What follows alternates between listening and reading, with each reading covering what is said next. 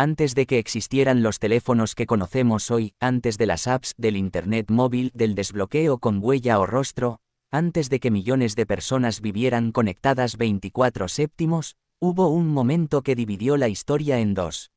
Ese momento ocurrió el 9 de enero de 2007 cuando un hombre en llans azules y suéter negro subió a un escenario y pronunció una frase que cambiaría el mundo, mayor que, "Today, Apple is going to reinvent the phone". Hoy, Apple va a reinventar el teléfono.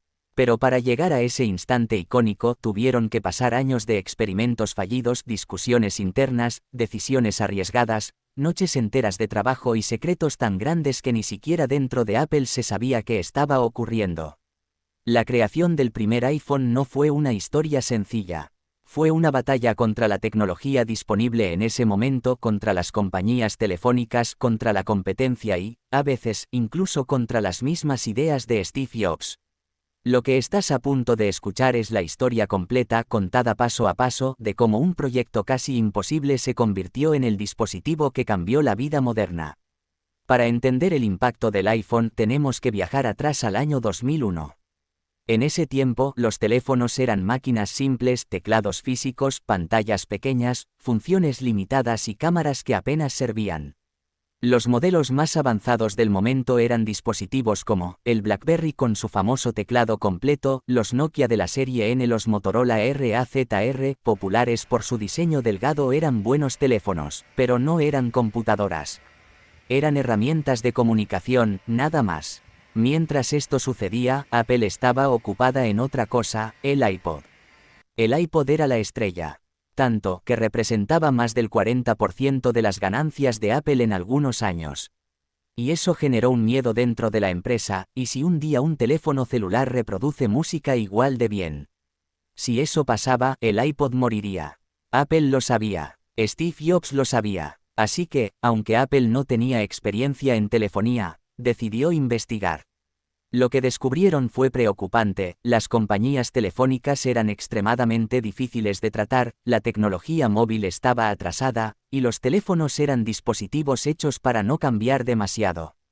Pero había una cosa que motivaba a Jobs: él creía que los teléfonos se volverían más importantes que las computadoras. Y Apple tenía que adelantarse.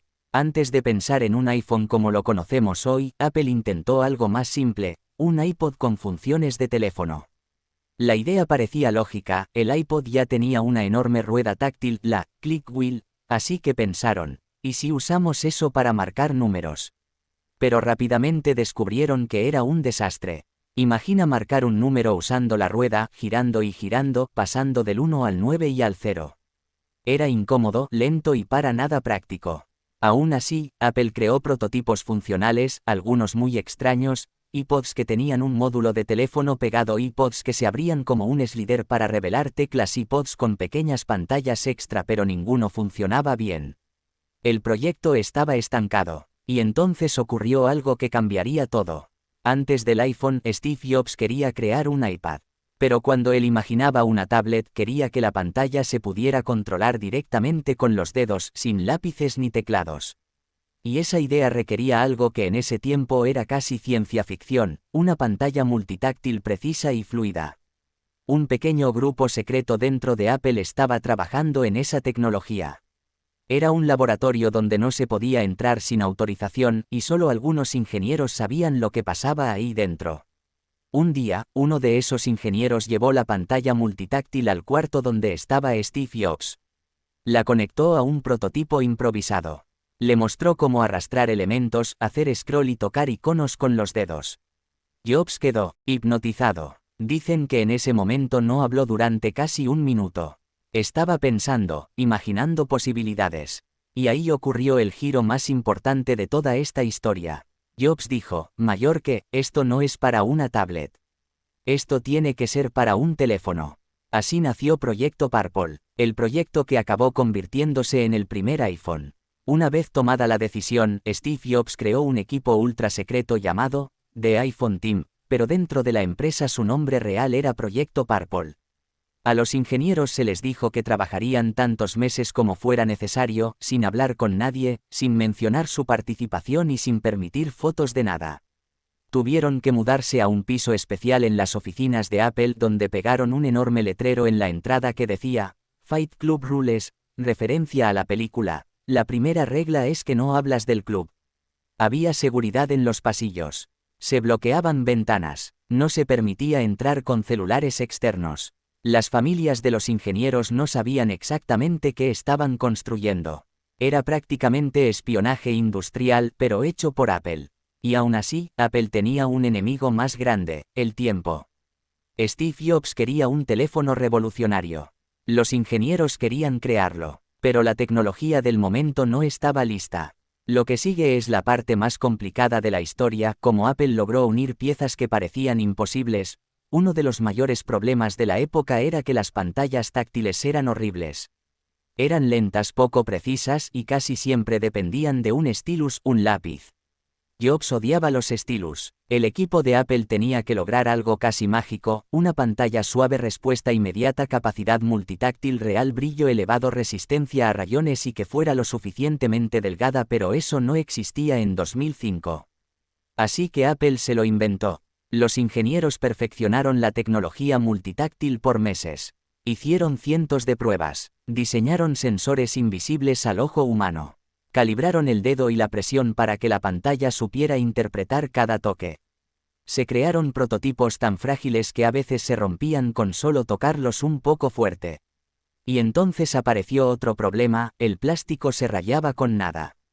Jobs exigió vidrio, pero no cualquier vidrio. Quería un vidrio súper fino, muy resistente y totalmente transparente.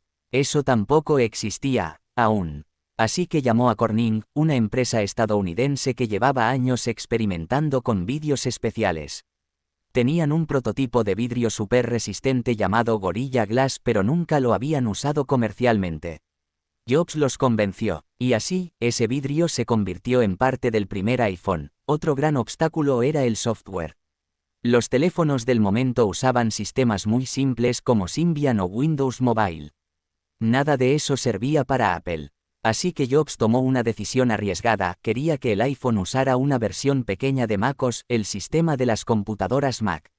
Los ingenieros le dijeron que eso era casi imposible, MacOS era demasiado grande para funcionar en un teléfono. Pero Jobs insistió. Meses después lograron crear un sistema operativo completamente nuevo, iPhone OS, más tarde renombrado a iOS. Era ligero, rápido, elegante y, lo más importante, funcionaba perfecto con la pantalla multitáctil. Pero el software era tan frágil que, durante meses, cualquier error lo hacía colapsar. El equipo vivió noches enteras arreglando bugs, durmiendo en el piso, comiendo dentro del laboratorio, obsesionados con lograr que el sistema fuera estable. Y aún faltaba algo, el enemigo más difícil. Las compañías telefónicas. En ese entonces, Apple no tenía experiencia en telefonía. Las grandes compañías Verizon, AT&T, T-Mobile, controlaban todo, qué funciones tenía un teléfono, qué botones debía incluir, qué software podían permitir y qué no podía hacer el dispositivo. Steve Jobs odiaba eso. Él quería que Apple tuviera control total. Pero ninguna compañía aceptaba sus condiciones, excepto una, Singular, que después se convirtió en AT&T.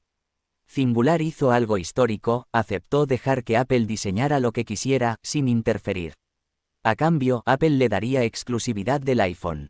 El trato estaba hecho. Ahora sí, nada detendría al equipo. El hardware del iPhone tuvo que diseñarse prácticamente desde cero. Los ingenieros tuvieron que crear un procesador nuevo, una batería pequeña pero potente, una antena interna que no afectara la señal, botones minimalistas, sensores que detectaran proximidad, una cámara altamente mejorada para la época, todo eso dentro de un diseño ultra delgado. Había prototipos de todos los tipos, iPhones cuadrados, iPhones más gruesos, iPhones de metal, iPhones de plástico, iPhones con botones raros, todos fueron descartados. Finalmente, lograron una forma rectangular limpia y sencilla que se convertiría en el diseño final. Pero faltaba lo más aterrador, las pruebas de resistencia. Apple dejó caer cientos de prototipos desde diferentes alturas. Los metió en máquinas que los doblaban. Los sometió a temperaturas extremas. Los expuso a vibración y humedad. Incluso los colocaron dentro de jams para ver cómo resistían el roce diario. El iPhone solo pasaría al siguiente nivel si sobrevivía a todo. Y lo logró. Cuando faltaban pocas semanas para la presentación de Steve Jobs, el software todavía se trababa, se congelaba o se reiniciaba. Era tan inestable que solo seguía funcionando si hacías una serie de acciones en un orden exacto. Los ingenieros crearon lo que llamaban la ruta dorada de Golden Path. Era una lista exacta de toques, pasos y gestos que Jobs debía seguir al pie de la letra durante la presentación. Si se salía de ese orden, el iPhone se podía colgar frente a millones de espectadores. El equipo estaba al borde del colapso. Pero seguían trabajando confiando en que el día del evento todo saldría bien.